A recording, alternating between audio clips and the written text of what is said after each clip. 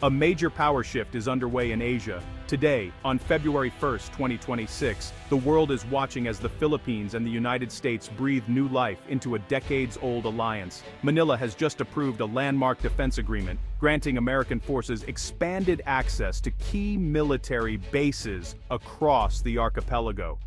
This is not just a routine military pact.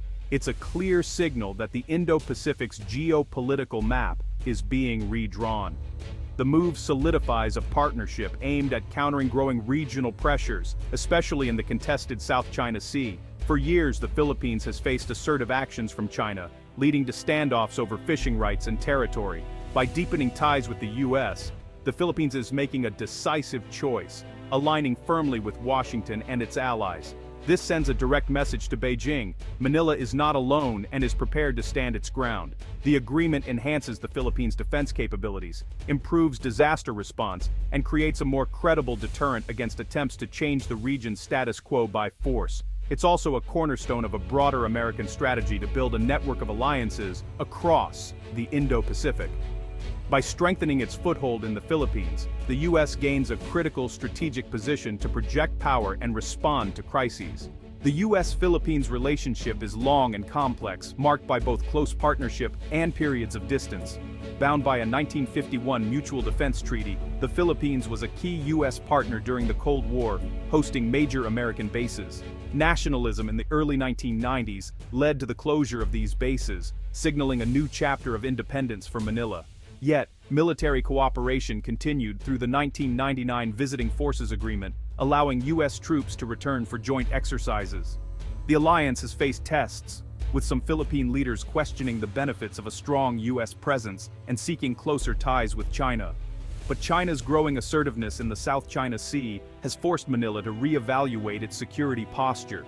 Incidents involving Chinese vessels harassing Filipino fishermen have made the U.S. security guarantee feel more necessary. The current government has pivoted back to its oldest alliance, seeing it as the best way to safeguard national interests. The Philippines is also building a wider network of security partners, including a new reciprocal access agreement with Japan. This pact allows Japanese and Filipino forces to train together, creating a powerful trilateral security architecture with the U.S. at its core. By weaving together these alliances, the Philippines is embedding itself within a broader coalition to uphold international law and stability. The new agreement expands the 2014 Enhanced Defense Cooperation Agreement, or EDCA. The U.S. now has access to 9 strategic Philippine sites, not as permanent bases, but for rotating troops, pre-positioning equipment, and joint training.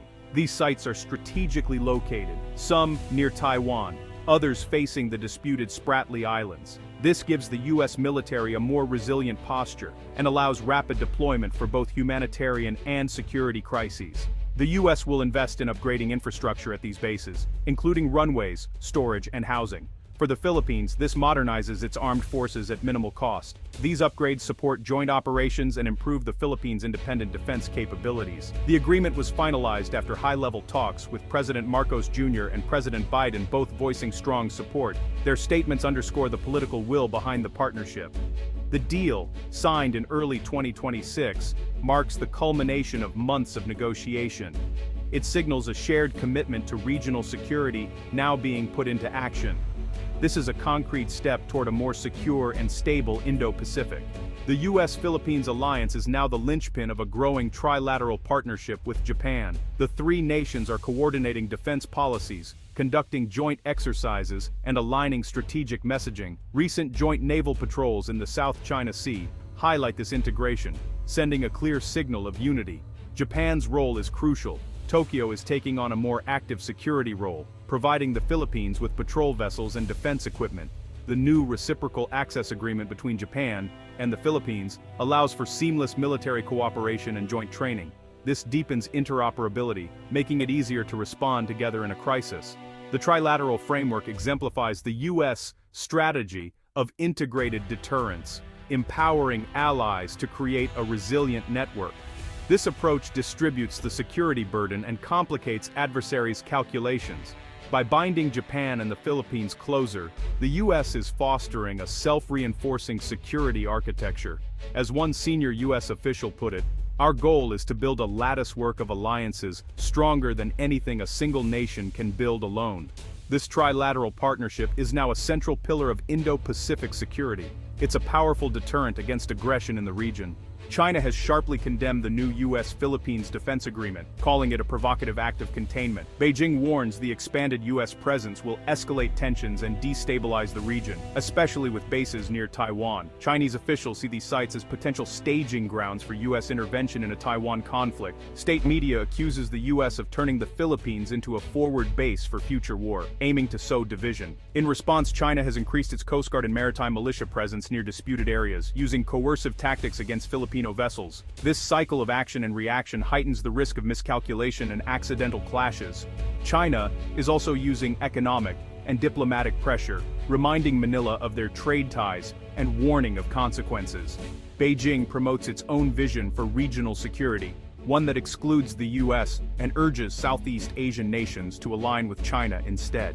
The new U.S.-Philippines pact is sending ripples across Southeast Asia, forcing neighbors to reconsider their own security strategies. Countries like Vietnam may be emboldened to seek similar partnerships, while others with closer economic ties to China could distance themselves from the U.S.-led bloc.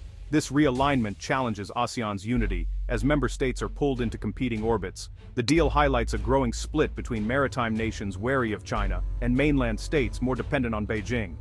For regional security, the agreement offers both new assurances and new risks. Enhanced U.S. presence and trilateral cooperation with Japan provide a stronger deterrent, but could also trigger an arms race. The perception of encirclement may push China to adopt a more aggressive posture, increasing the risk of militarization. The result, a more polarized and potentially unstable Asia. Security experts are divided on the long-term impact of the new U.S.-Philippines agreement. Many Western analysts see it as a necessary step to counter China's expansionism and restore strategic balance. Proponents highlight non-military benefits, like improved disaster response and humanitarian aid. EDCA sites are dual-use, valuable for both security and responding to natural disasters. Critics warn the deal could make the Philippines a frontline state in the U.S.-China rivalry, risking entanglement in conflicts like Taiwan. Some fear the loss of strategic autonomy and the possibility of being dragged into great power confrontations. A key risk is the security dilemma. As the U.S. and allies build up, China responds in kind, fueling an arms race. This action-reaction cycle could make the region more volatile. Even minor incidents could spiral into major crises. The stakes for the Philippines and the region are higher than ever. The expanded defense agreement will have real effects on daily life in the Philippines. Communities near new EDCA sites expect an economic boost from U.S. investment and increased local spending. For many towns, this means jobs and new business opportunities. But the social impact is complex. Past U.S. troop presence brought issues like crime and legal disputes. Activists and residents are calling for strong oversight to ensure respect for local laws and customs. The alliance could also secure vital resources by deterring illegal fishing and protecting offshore energy reserves. A stable security environment may attract more foreign investment, supporting long-term growth. Public opinion is mixed. While support for the alliance is growing, a vocal minority remains skeptical of U.S. intentions. The government must show that the benefits, security and prosperity, outweigh the risks. Managing these social and economic impacts will be crucial for the alliance's success. The revitalized U.S.-Philippines Defense Pact marks a defining moment for Asian security. By deepening its alliance with Washington and Japan, the Philippines is betting on a collective, rules-based approach to regional stability. This realignment creates a formidable bloc dedicated to peace and freedom of navigation. But the path forward is fraught with tension, as the region becomes a stage for U.S.-China competition. The challenge is to ensure these alliances foster stability, not confrontation. Open communication and a commitment to de-escalation will be critical. The strength of this network lies in shared values and mutual trust. The future of Asia and the world may depend on how these alliances are managed.